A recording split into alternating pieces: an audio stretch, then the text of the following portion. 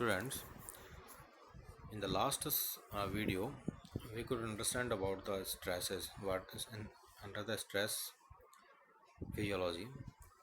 So, in your plant physiology and metabolism paper in your MSc final botany, this is the topic that is going to be discussed. In the last video, we could understand about the stress physiology, what is stress, and what are the different resistance mechanisms that can be developed to combat stresses by the plants. उसी के अंदर हम आज आगे बढ़ते हैं। सबसे पहला जो है हम लेते हैं water stress in plant. Water stress देखिए, इसमें दो तरीके से हो सकता है, या तो अत्यधिक पानी की उपलब्धता हो या पानी की कमी हो। तो सबसे पहले हम देखते हैं कि पानी की कमी। So resistance of plant to drought, सूखे की जो परिस्थिति है उसके लिए पादप में किस प्रकार से प्रतिरोधकता होती है, उसके हम एग्जाम्पल्स यहाँ पर देख सकते हैं। देखिए, ड्रॉट इंज्योर किस तरीके से सूखे से प्रभावित हो सकता है प्लांट। सॉइल ड्रॉट है, जैसे कि लंबे समय तक जो है मृदा में पानी की उपलब्धता नहीं हो। ऐसा क्यों हो सकता है कि लंबे समय तक यदि वर्षा नहीं होती है। Air drought, relative humidity is lower than 20% in atmosphere. That means तो क्या होगा कि ट्रांसपरेशन वाटर एब्जॉर्प्शन से ज़्यादा हो जाएगा, यानी कि जल की अवशोषण की जो क्षमता है तुलनात्मक रूप से उसमें वाष्पोत्सर्जन ज़्यादा होगा। अगर लंबे समय तक ऐसा होता है तो सॉइल ड्रॉट कंडीशंस उत्पन्न हो जाती हैं। So drought injury is actually in physiology.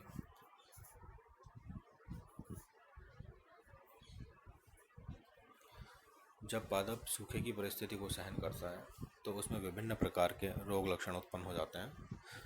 So these are different kind of symptoms like stunting, पादप का बोनापन होना, रेड कलर इन बेस, आधार ये भागों में लाल रंग का उत्पन्न होना, small cell and leaf area, जो कोशिकीय एवं पत्ती का जो क्षेत्रफल होता है वह छोटा हो जाता है, लीफ येलोइश हो जाती हैं अर्थात पीलापन हो जाता है पत्तियों में, एब्सिशन, पत्तियां गिरने लगती हैं, पर्ण वेलगन की जो प्रक्रिया है वह शुरू हो जाती है, यंग लीव्स एंड और reproductive organs will to die, जो नई बनी हुई पत्तियां होती हैं या जो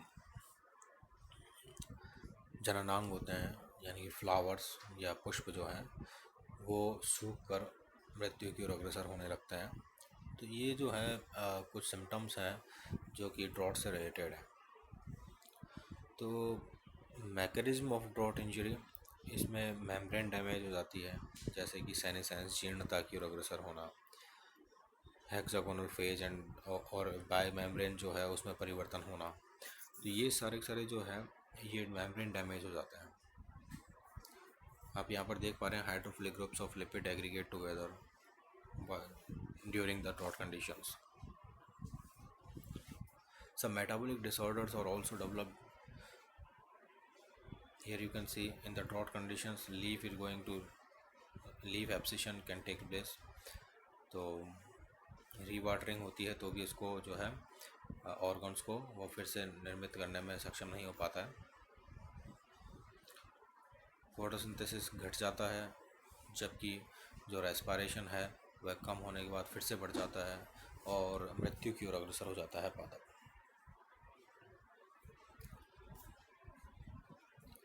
इसके अतिरिक्त न्यूक्लिक एसिड और प्रोटीन्स जो होते हैं उनमें परिवर्तन आता है, और वह परिवर्तन इस तरीके से आता है कि प्रोटीन्स और न्यूक्लियर एसिड जो हैं उनकी कमी हो जाती है, प्रोटीएज एक्टिविटी बढ़ जाती है, फ्री अमीनो एसिड्स बढ़ जाते हैं, आरएनएज एक्टिविटी बढ़ जाती है, आरएनए हाइड्रोलाइसिस डीएनए कंटेंट्स जो है वो कम हो जाता है।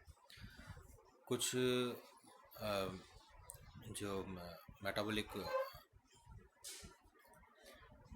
मॉलिक्यूल्स होते हैं वो उनका संचयन होने लग जाता है, प्रो एक्यूमुलेशन होने लग जाता है, प्लांट्स हार्मोन्स में भी परिवर्तन आने लग जाते हैं।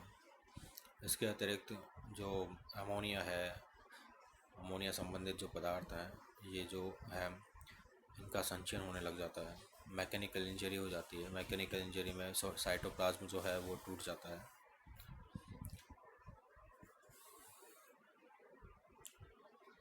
अब इनके अगेंस्ट जो है ये रेजिस्टेंस भी बढ़ जाता है। रेजिस्टेंस कैसे होगा, मैकेनिज्म ऑफ रेजिस्टेंस जो है morphology increase in water absorption, transportation में डिक्लिनेशन हो जाता है। तो इनको करने के लिए इसमें जैसे developed root system and higher ratio of root to shoot, thick leaf, smaller leaf area and thick cuticle, developed bundles and veins, smaller and more stomata. So these are the some adaptive responses against the drought conditions. Physiology and biochemical changes क्या होते हैं stomatal regulation में, आप देखते हैं कि ABA abscisic acid accumulate हो जाता है तो स्टोमेटा क्लोज हो जाते हैं। Increase in capacity of resistance to dehydration of cytoplasm, तो ये क्या हो करता है कि जो साइटोप्लाज्म में जो डिहाइड्रेशन होता है उसको रोकने की कोशिश करते हैं स्टोमेटा के बंद होने से। प्रो ग्लाइसिन, बिटेन, लिया प्रोटीन, डिहाइड्रिन, ऑस्मेटिन्स एंड आयन एक्सट्रैक्शन, इनका जो है संचयन तेज़ी से बढ़ता है। सो what are the different methods to increase the resistance? Selection of cultivars with high resistance to drought, high yield and quality, drought hardening, ठीक है। तो ऐसी प्रजातियों का सिलेक्शन चयन किया जाए जो कि अत्यधिक प्रतिरोधी हों सूखे के लिए, और इसके अतिरिक्त उनमें उत्पादकता अधिक हो, उनकी गुणवत्ता अधिक हो। ड्रॉट हार्डनिंग मतलब सूखे के लिए वो प्रतिरोधक क्षमता उत्पन्न कर पाएँ। ऐसे जो है कल्टीवर्स या प्रजातियों का उपयोग में लेना चाहिए। Seed priming, special technology to control seed water absorption and redrying slowly. Suitable fertilizer application, so more phosphate, potassium to the plant.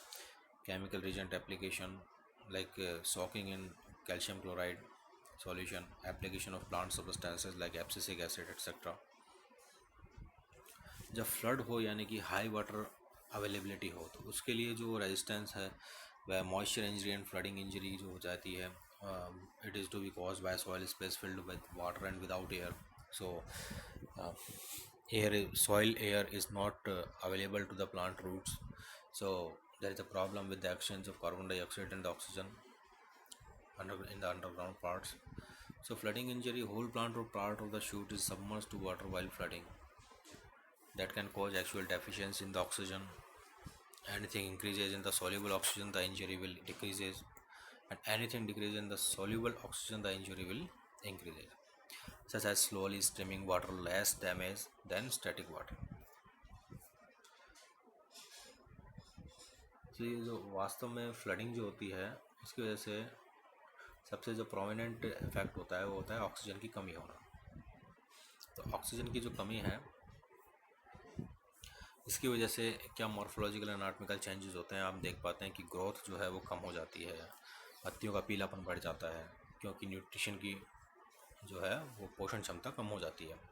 Root darkness, epinasty, air root, stem hollow, ठीक है। तो ये जो है कुछ हार्मोन्स की वजह से, जैसे इंडोल एसिटिक एसिड है, एथेनॉल है, तो इनकी इंडोल एसिटिक एसिड है, इथाइलिन है सॉरी, तो इनकी वजह से क्या है टिश्यू डिग्रेडेशन हो जाता है, इंक्रीज्ड हो जाते हैं ये, ठीक है। Injury in metabolism by oxygen deficiency, metabolism में क्या डिफरेंसेस होते हैं, फोटोसिंथेसिस गिर जाता है, स्टोमेटा ब्लॉक हो जाता है, जिसकी वजह से कार्बन डाइऑक्साइड की एंट्रेंस जो है कम हो जाती है, तो फोटोसिंथेसिस कम हो जाएगा। एनारोबिक रेस्पिरेशन बढ़ जाता है, कुछ toxicants like alcohol, acetaldehyde, ammonia, lactate, S2S etcetera then ये बढ़ जाते हैं। न्यूट्रिशन डिसऑर्डर्स लाइक एब्जॉर्प्शन कम हो जाता है, soil nitrogen, phosphorus, potassium, calcium loss हो जाता है, लेकिन हाइड्रोजन सल्फाइड, आयरन, मैग्नीज जो है वो बढ़ जाते हैं। So that can lead to the micro element poisoning, changes in the plant hormone, ठीक है। इंडोल एसिटिक एसिड यानी that mean auxin and the cytokinin ये गिर जाते हैं। AC synthesis in root and release in ethylene in shoot, mechanical damage and infection by harmful organisms. The harmful organisms can also cause the mechanical damage. So what is the mechanism that can be developed to tolerate the flood in the plant? The different plants, hydrophytes and land plants, so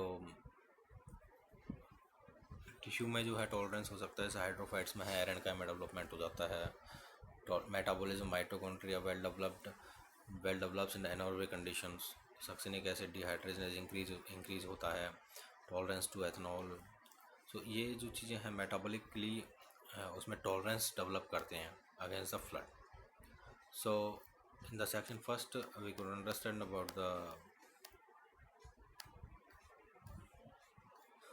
water stresses. So in the water stress हमने देखा कि drought यानी कि कम पानी की परिस्थितियों में और अधिक पानी की परिस्थितियों में क्या क्या परिवर्तन होते हैं स्ट्रक्चरल एंड एनाटॉमिकल, और कौन कौन से रेजिस्टेंस जो है वो डेवलप हो सकते हैं। In the next video we will discuss about the temperature stress.